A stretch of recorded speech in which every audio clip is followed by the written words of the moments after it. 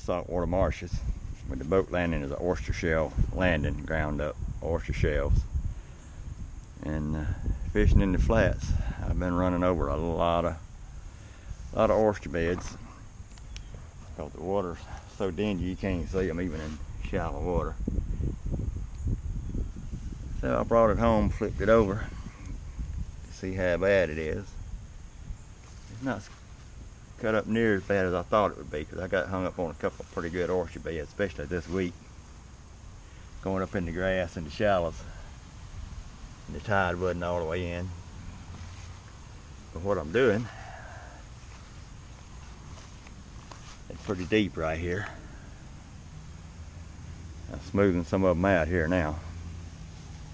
This is a gator guard. I put it on here.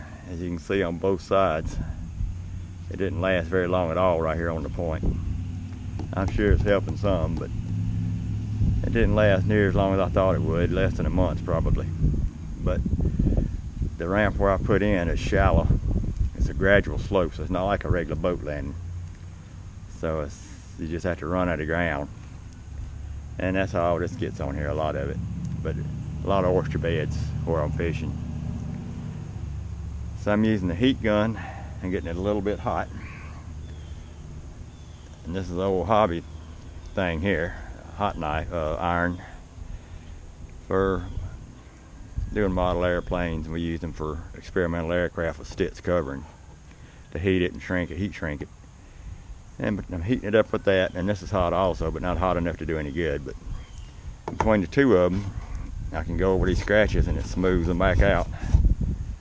And it'll be good as new here in just a little while.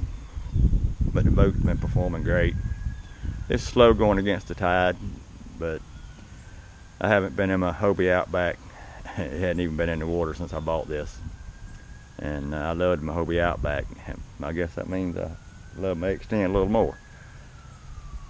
So when I get it back together, I'll show you the rest of it when I put it back together here.